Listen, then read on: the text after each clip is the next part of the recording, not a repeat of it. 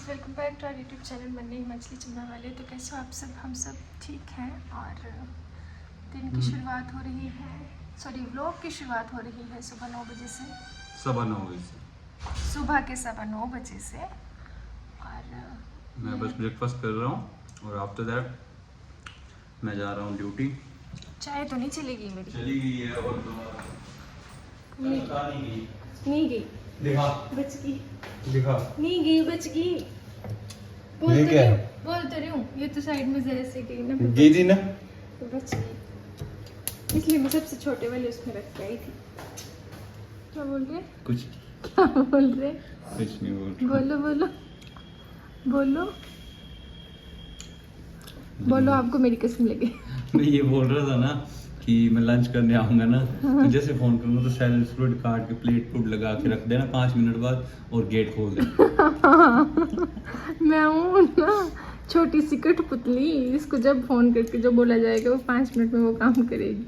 नहीं जाननी हूँ ना, बिल्कुल नहीं, सब झूठ है, ये सब झूठ है। ये करवा शादी के 3 साल करवा बाद समझ आता है सब लड़कियों को कि ये सब पति के फाफड़े होते हैं और कुछ नहीं होता है, कुछ भी नहीं होता। ये झूठ है। करवा चौथ वगैरह वो हमारा है, वो हम लोग तन मन धन से इनके लिए व्रत लेती हैं, व्रत रखती हैं बड़ी श्रद्धा से। कर ली। और ये शॉपिंग ये जो भी बताया जाता है ये सब झूठ बढ़ा चढ़ा के बताया जाता है। अच्छा सच और बोलो, ये जान शान मान सब झूठ होता है, कुछ नहीं होता सच।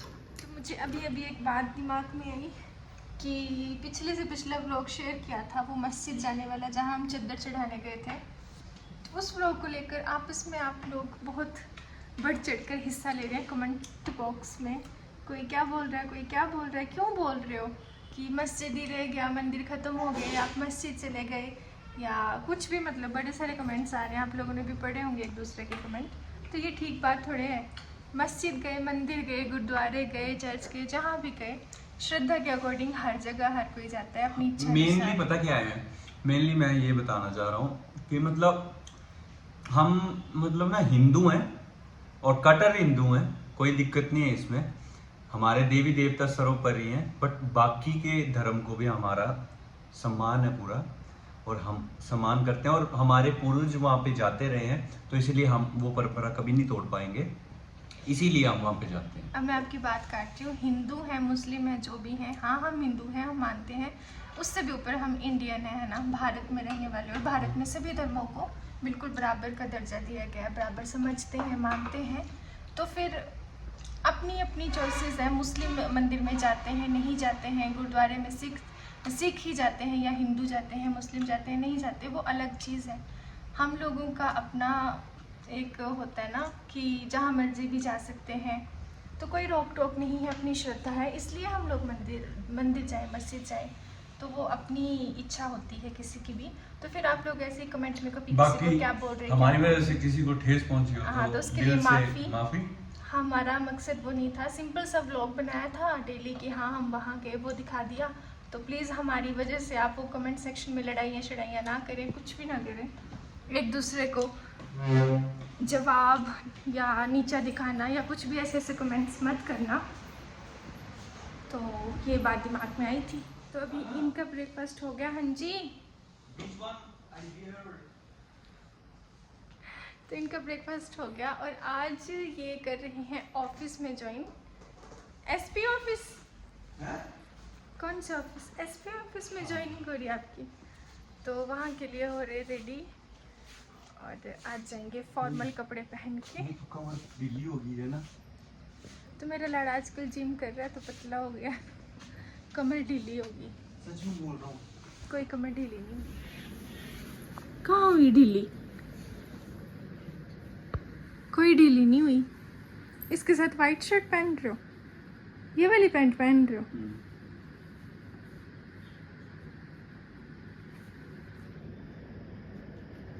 इनकी ड्यूटी कहीं पांगी साइड लगनी चाहिए थी।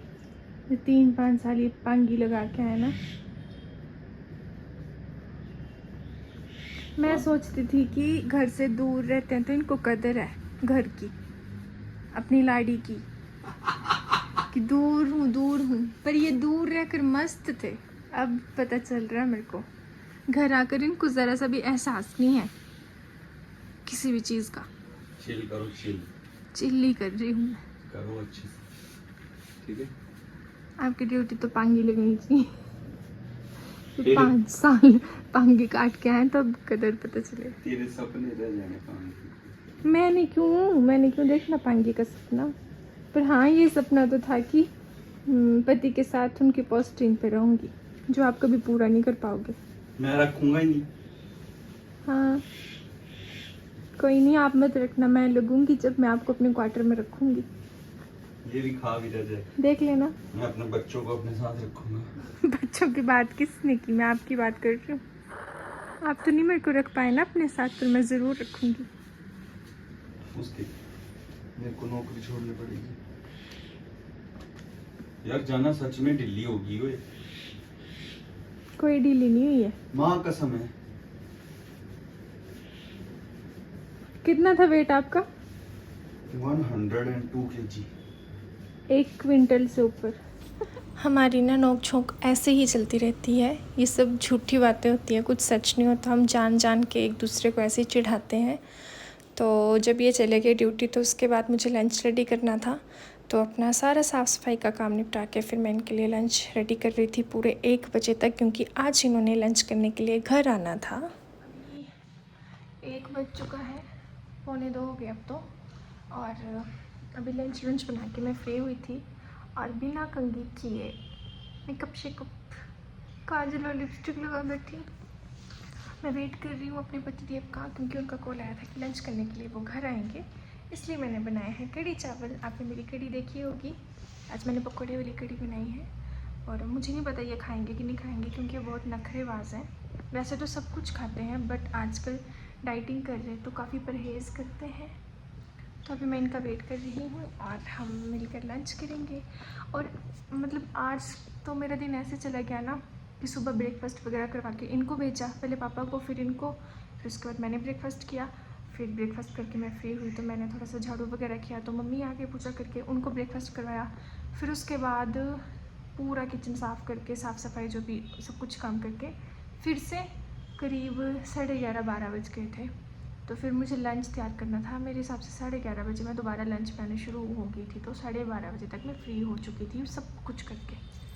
तो 1 घंटा इसलिए लगा क्योंकि मैंने पकोड़े वाली कढ़ी बनाई, तो फिर पकोड़े वगैरह बनाते घूमते सब कुछ किचन का साफ़ सफाई फिर बाद में करते, तब थोड़ा टाइम लग गया। अदरवाइज़ आधे घंटे का काम है खाना खुना बनाना।